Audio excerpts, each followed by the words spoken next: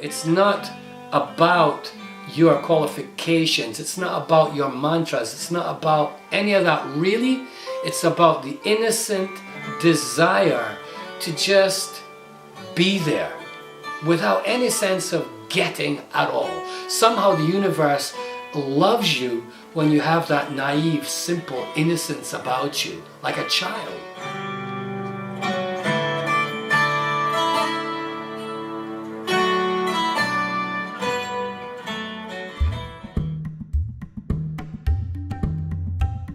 Which is why we have the expression in English, the meek shall inherit the earth. It doesn't mean the disempowered, poverty-stricken, powerless people at all. The meek are the truly transparently clear, simple people who've got nothing to hide.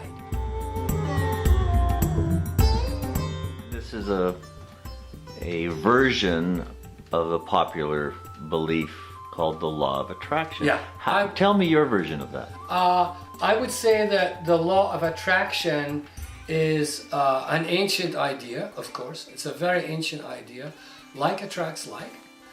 Vibration attracts vibration. Thoughts form the basis of everything in our world. Everything in the room we're sitting in right now started up as a thought. The light, the camera, the TV. One day, one person had one thought that goes, a TV. Maybe I'll invent that. They probably didn't even think, I'll invent that. It was something transfers images from room to room. Right? It started as a thought, right? And because of the passion for John Logie Baird, who was the guy who invented the television, he was a Scotsman. John Logie Baird had the thought, I wonder if I could do that.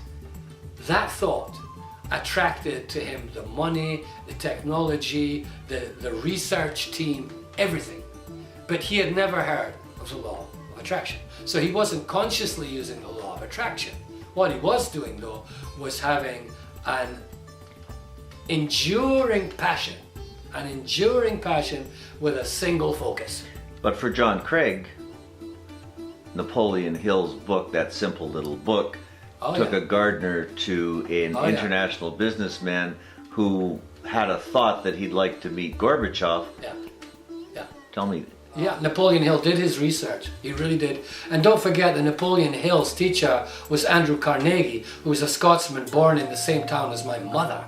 And Napoleon Hill learned all the secrets of the great capitalist, right? And in this day and age, 21st century, Napoleon Hill is kind of uncool because it's capitalism. It's about me becoming the king of the world and gaining. That doesn't matter. He was a product of his age, right? He was simply a product of his age. But his philosophy, Napoleon Hill's philosophy, was ancient. Everybody has always known that what you think becomes manifest in your quote-unquote reality. That's science. So nobody can argue with the law of attraction, really. It works, but it does have some tricky bits to it. And I think I alluded to that when I said the key to meeting Gorbachev was not that I sat down every day with a photograph of him and went, I want to meet Gorbachev, I want to meet Gorbachev, I want to meet Gorbachev. That I don't think would have worked. And one day I was in Kyoto where they have an international conference hall, a world-class conference hall. And remember, the global warming thing all started in Kyoto because the Kyoto protocols happened after the Rio summit.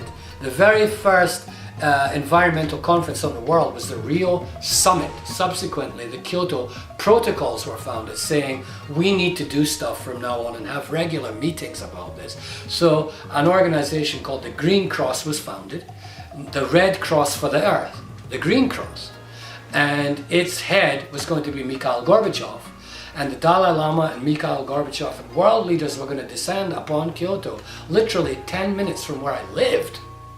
And I just went, oh, Mikhail Gorbachev is cool. I mean, I'm not a political person really, but I recognized, just as Margaret Thatcher recognized, this guy's different. He's got something. He's got some kind of charisma.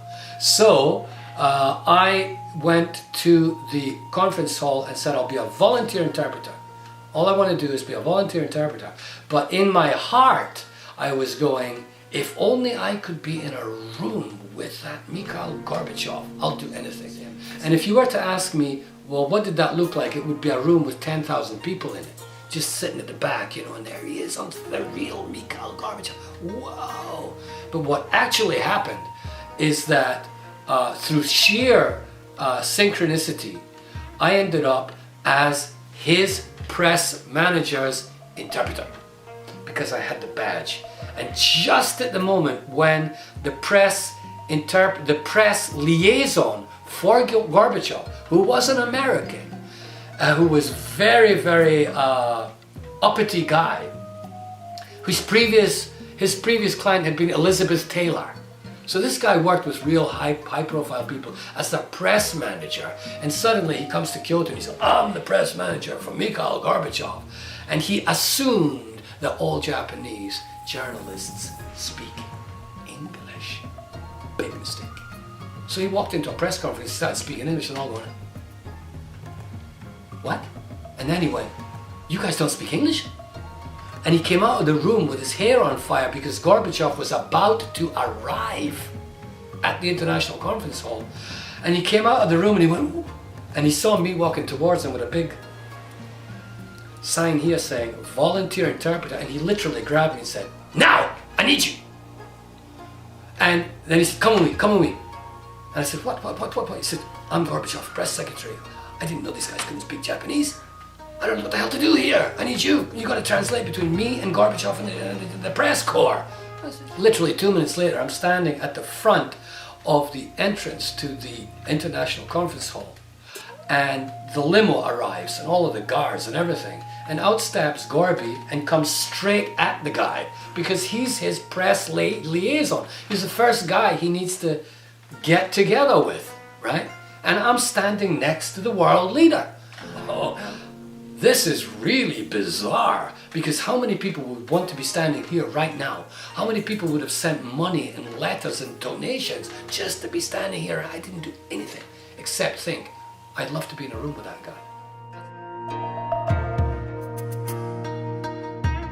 I ended up in a room with that amazing guy alone. Just the two of us.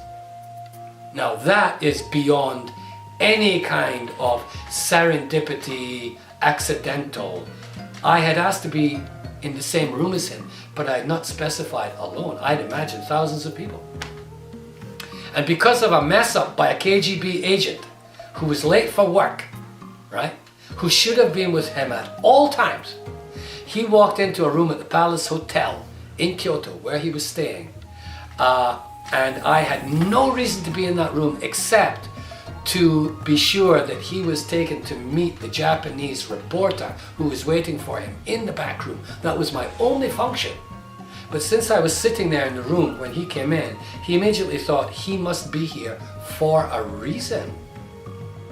A major world leader had walked into a room unguarded where an unknown guy who's had no security checks once. And because he's used to my face after 3 days, he comes up and shakes my hand and said, good morning, how are you? Right? Like, good morning, sir, how are you? And then, just after that interchange, only 2 guys in the room happened. In walks the KGB agent, flustered, sweating, with a big bulge here where his gun was, right? Late for work. Probably going to get fired from the KGB. And all of this had unfolded, are you kidding me? Because of the law of something. So